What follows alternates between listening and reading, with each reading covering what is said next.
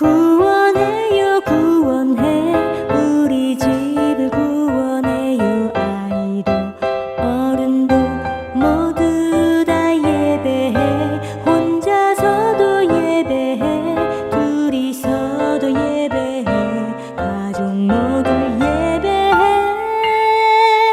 구원의 홈즈.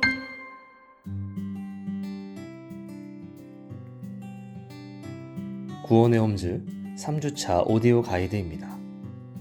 자리를 정돈해 주시고 성경을 준비해 주세요. 지난 한 주간 그리고 오늘도 수고한 나에게 격려의 한마디 해주세요. 그리고 두 팔로 나를 감싸 안고 토닥토닥 해볼까요? 격려하며 스스로를 안아주셨나요? 이제는 성경을 찾아서 읽겠습니다. 음악이 나오는 동안 성경 말씀을 찾아서 소리내어 읽어주세요. 성경 말씀은 누가복음 2장 40절부터 52절까지의 말씀입니다. 누가복음 2장 40절부터 52절까지입니다. 말씀을 찾아 읽겠습니다.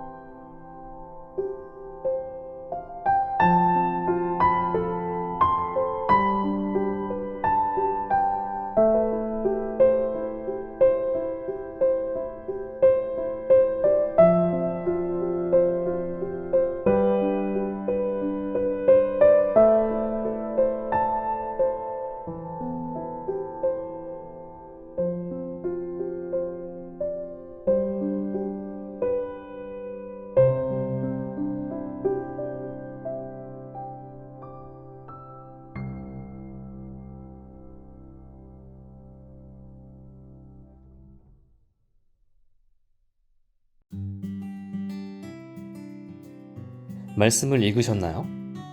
지금은 담임 목사님의 메시지를 들려드릴게요. 세 번째 날 함께 하신 여러분들을 주님의 이름으로 환영하며 축복합니다.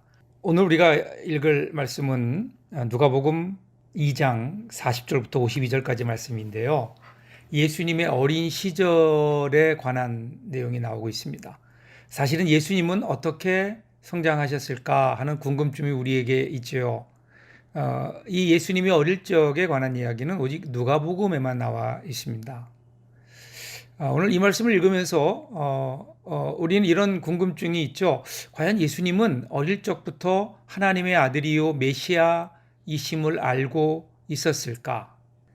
예수님은 하나님의 아들이기에 그냥 이 땅에 태어나실 때부터 이미 우리와는 다른 하나님의 아들로서의 모습으로 사셨을까? 오늘 우리가 말씀을 통해서 한번 어땠는지 같이 한번 살펴보았으면 좋겠습니다. 오늘 말씀을 보면요, 말씀의 구조를 보면 40절 보면 아기가 자라며 강하여지고 지혜가 충만하여 하나님의 은혜가 그 위에 있더라. 그리고 마지막 52절을 보시면 예수는 지혜와 키가 자라나며 하나님과 사람에게 더욱 사랑스러워 가시더라. 같은 내용이 있어요. 마치 같은 내용이 맨 첫과 마지막에 있죠. 마치 샌드위치처럼 이렇게 싸고 있는 것 같습니다.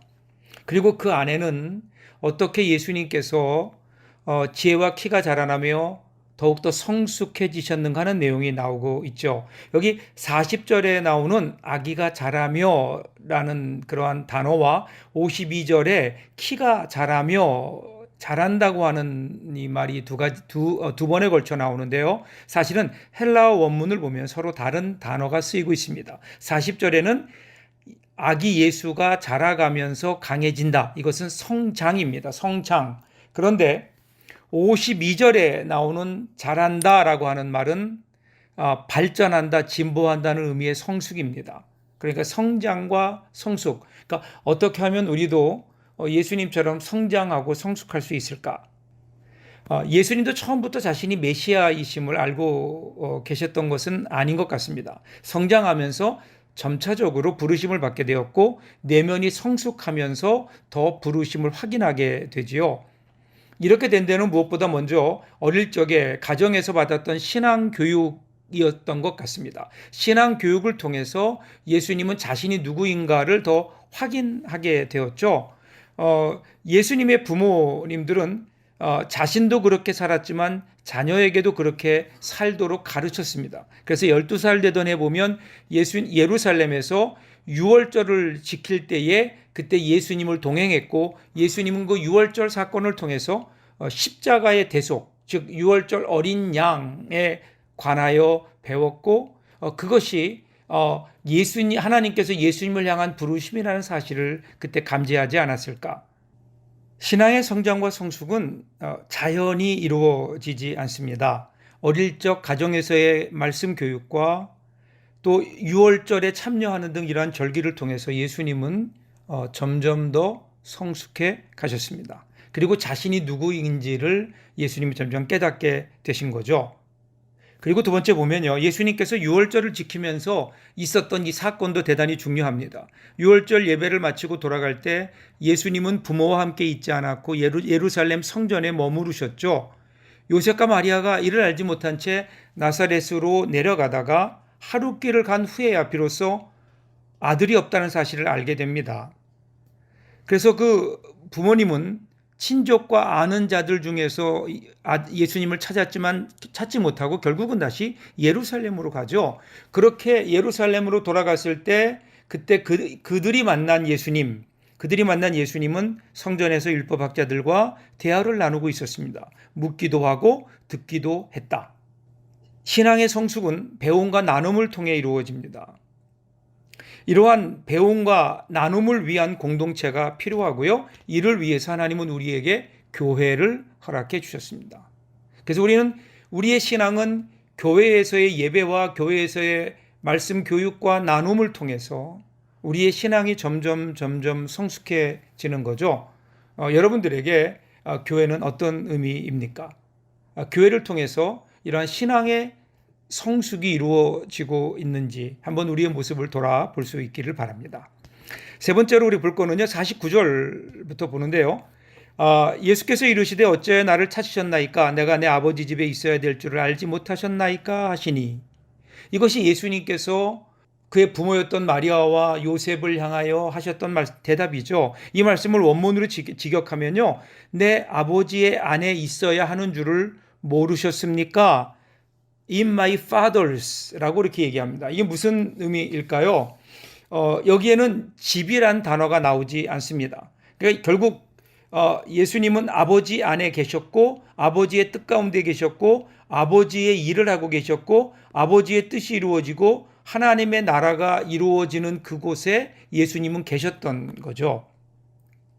그리고 성숙이라고 하는 것은요, 어떤 장소에 있는 것으로 이루어지지 않습니다. 거기에서 어떤 관계를 맺고 있는가. 하나님과의 관계는 어떻습니까? 얼마나 내가 교회에 예배에 정규적으로 충실하게 나오느냐, 어떤 시간과 공간 안에 내가 있느냐라고 하는 것도 중요하지만 그보다는 그것을 통해서 나는 과연 하나님과 어떤 관계를 맺고 있는가, 이것이 우리의 신앙의 성숙입니다. 그리고 마지막 51절 보세요. 예수께서 함께 내려가사 나사렛에 이르러 순종하여 받드시더라. 다시 삶의 현장으로 돌아갑니다. 삶으로 이어지지 못하는 신앙은요, 그것은 반쪽짜리 신앙입니다. 성숙이 아닙니다. 야고보서를 보면 믿음이 그의 행함과 함께 일하고 행함으로 온전하게 함이라. 영혼이 없는 믿음이 죽은 것 같이 행함이 없는 믿음은 죽은 것이라. 너희가 선을 행할 줄 알고도 선을 행하지 아니하면 죄니라 라고 말씀하시죠. 그 프랭클린이라는 분이 이런 얘기했어요. 일하는 농부는 앉아있는 신사보다 존귀하다. 신앙은 삶으로 이어져야 됩니다. 성숙한 신앙은 삶으로 이어집니다. 오늘 우리는 누가복음 2장의 말씀을 통해서 예수님의 어릴 적의 모습, 한마디로 성장과 성숙이었습니다. 어떻게 그것을 이루었는지 오늘 함께 말씀을 함께 나누었는데요. 우리 가족들과 함께 우리들이 신앙생활하면서 혹시 내가 신앙이 성숙하는데, 신앙이 성장하고 성숙하는데 가장 큰 걸림돌은 무엇인지 한번 나누어 보면 어떨까요?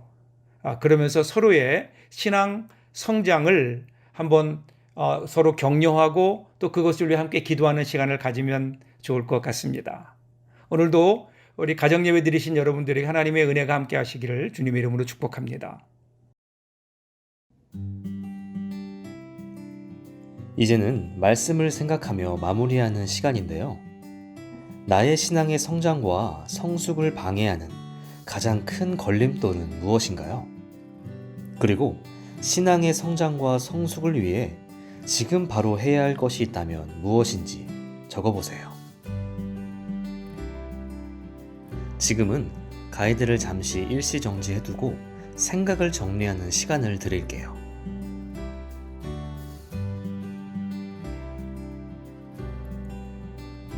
나의 결단을 고백하고 하나님의 도우심을 구하며 잠시 동안 기도한 후에 구원의 홈즈 3주차 가정예배를 마칩니다.